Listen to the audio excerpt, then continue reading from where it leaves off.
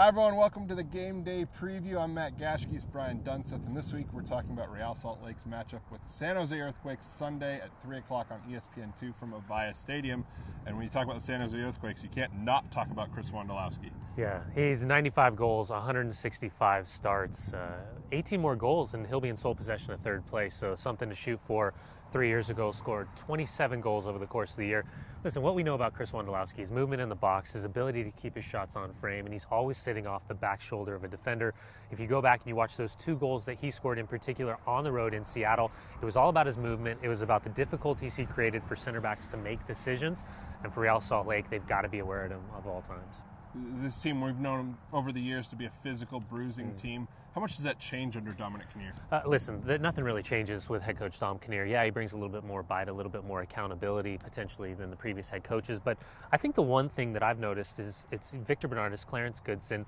Dominic Kinnear let John Bush know that he wasn't going to be a part of the future. You bring in David Bingham, Innocent Amagara, you bring in Marvell Wynn from Colorado. So you've got experienced players, but you don't really have many changes. This isn't a new team, a new group, a new identity, a new philosophy. This is pretty much Dom Kinnear coming in, putting in his stamp of what he wants to do in terms of tactics, holding players accountable, but it's the same old bite, the same old grit from the San Jose team that we're used to seeing over the past 5 years. On our side of the ball, you see Real Salt Lake loses Sebastian Jaime.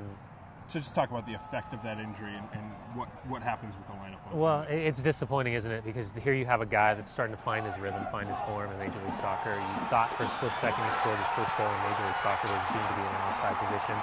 Now, because of that injury, you think that you've got Jay Allen, who's come in and been an impact player every opportunity that he's had coming off the bench. Sebastian Saucedo, his opportunity potentially to have more of a role as a substitute going forward.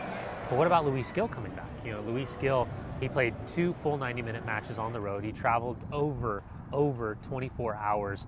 A short recovery time. The question is, do you start Luis Gil? Maybe do you put him out wide? I think Jordan Allen gets to start out wide. I personally would think about maybe bringing Luis Gil off the bench.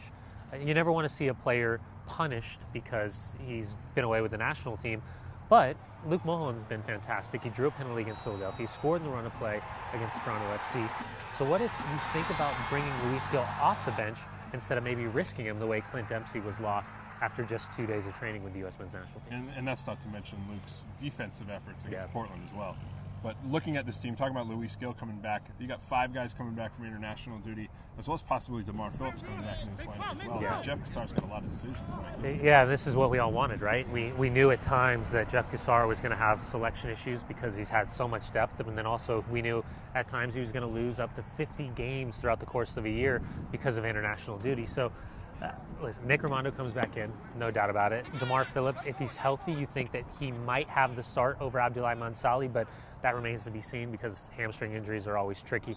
Luis Gil comes back, Saborio comes back. The only loss is Sebastian Jaime.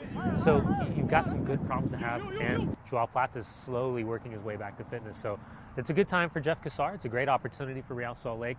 And for me, you never want to use the must-win situation, but I think it's a great opportunity for a full 3 points on the road in San Jose. And looking at their new stadium, Avaya Stadium, what kind of challenges does it bring going into a new stadium that you haven't played in before? I would say that really the only true challenges is for San Jose matching the intensity. A 2-1 win at home against Chicago was a good start. Set pieces, they scored a scramble goal, nothing really through the run of play.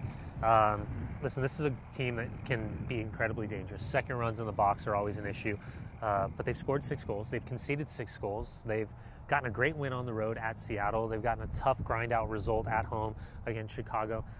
In New England, it was so-so, 50-50. I mean, they had some good chances, but at the same time, artificial surface in the snow, couldn't grind out the result. So for Real Salt Lake, at the minimum, bare minimum, you just got to match the start. Kickoff's at 3 o'clock Mountain Time. Watch it live on ESPN2. This has been your Game Day preview on RealSaltLake.com.